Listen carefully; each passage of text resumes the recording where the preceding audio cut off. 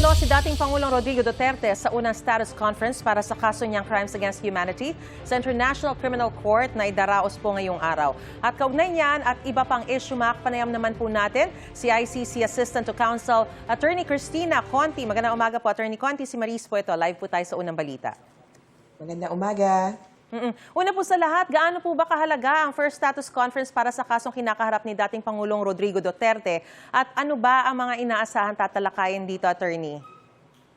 Mahalaga ito kasi ito ang magtatakda kung paano na magtutuloy yung mismong trial. At number 1 sa agenda, out of I think 11 items or main items, number 1 ay ang schedule. Kailan na ba talaga matutuloy? Ito sa hearing na to, status conference, at sa mga susunod pang status conference hearings, pagpapasyahan kung kailan nga ba magsisimula, ano ang ebidensyang ihaharap, sino-sino ang mga witnesses or ilan ang witnesses na uupo, ano ang lengguwahe na gagamitin, at kumbaga ano ang protection measures para sa mga biktima at witnesses na dadalo kung sakasakali. Alright. Ano po yung posibleng implikasyon nung pag-waive naman ni dating Pangulong Rodrigo Duterte sa kanyang karapatang dumalo dito? At posible kayang bahagi ito ng strategy ng kanyang kampo? Sa strategy, posible. Hindi pa po natin siya nakikita simulat sa poll, simula Marso. Kaya para sa marami, nagiging mito na siya o kaya nagiging mystical ang kanyang entity. At para sa marami, nabubuhay na lang siya sa pamamagitan ng cardboard. Kaya palagay ko, bahagi ng kanilang theory is that nanghihina na siya, nahihirapan siya sa loob. Pero syempre, ang hirap niyan, yung may katawan ang may pagpapasya tungkol doon sa pagpapakita talaga sa publiko. Sa status conference, pwede niyang i-waive. Pero di ba sa mismong trial proper, dapat dumalo talaga, mag-appear talaga si dating Pangulong Rodrigo Duterte?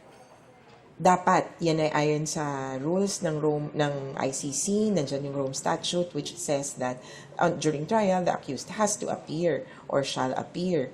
Nga lang, syempre, kapag reasonable naman yung excuse, ay papayagan ka pa rin umabsent. So, Alright. may isang pagkakataon. Ito yung pagbibigay sa pagbabasa ng sakdal, tapos pagbibigay ng plea. Ay posibleng present siya or dapat present siya. Pero of course, maraming paraan kung sakasakali. May susunod pa po bang status conference bukod sa mangyayari ngayong pong araw? Meron, mukhang dapat dahil sa simula pa lang, hindi naman kayo magkakasundo talaga kaagad. Okay. Minimum yan, ang palagay ko, 2. Kung maayos na maayos at walang problema, yung panghuli na lang ay, okay, ito yung finalization ng ating discussion. Posible din na submissions na lang ito kung hindi naman ganun ka-contentious. Pero palagay ko, makakailan tayo dahil maraming mga bagay ang kailangang pag-usapan.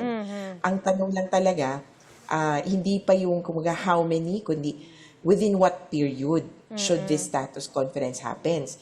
Mangyayari kasi ito sa pagitan ng, kapag hindi pa nagsisimula yung trial, sa pagitan ng ngayon at yung before trial. Di pa nga natin alam kung kailan magsisimula talaga yung trial.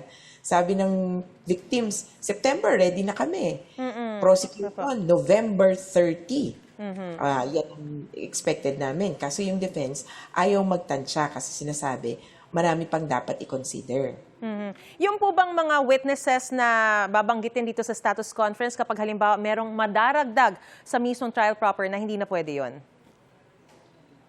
Depende sa sirkumstansya, pero pwede kung sakasakali. Pero usually, hindi na papayagan. Out of respect at for order, dapat declared way ahead. Pero kunyari, newly discovered evidence, noon mo palang nakilala, may sumulpot sa gitna, ay may paraan yung either party, either prosecution o kaya defense, na sabihin, pwede po bang ito din ma-consider?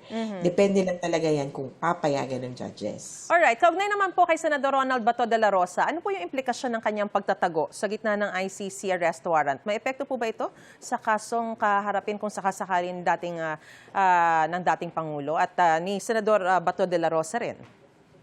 Well, hindi konektado or hindi dikit ang kung ano pang desisyon ni Bato de la Rosa doon sa kaso ni Duterte. So, KKD yan, kanya-kanyang KKD, kanya-kanyang defense.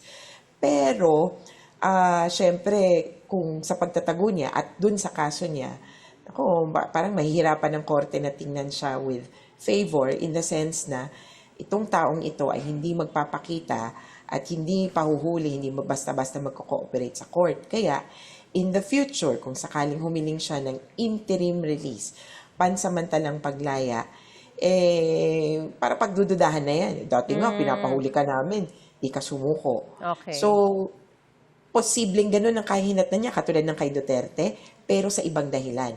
Hindi pinapayagan ng interim release. Ito kay Duterte dahil siya mismo ayaw kilalanin ang jurisdiction ng court. Ito namang isa dahil hindi nagko-cooperate sa korte. Pero hindi, pwede kayo maging aggravating circumstance yun? Kay Duterte? No, I hindi mean naman. kay Senador De La Kay- Rosa. Yung hindi Hindi niya pagpapakita, pagtatago niya. Dun sa mismong penalty, mukhang hindi naman ganun kabigat. Pero Okay. sana, it could be mitigating. Kung susuko siya. Kasi ano siya cooperating with the court, Yeah. voluntary ang cooperation, kaya lang, yun nga, nakakasama sa kanya ito, sa totoo lang. Maraming salamat po sa impormasyon binigay niyo po sa amin at sa panahon niyo po. ICC Assistant to Counsel Attorney Cristina Conti. Magandang umaga po. Salamat, Paris. Ingat sa lahat. Ingat din po.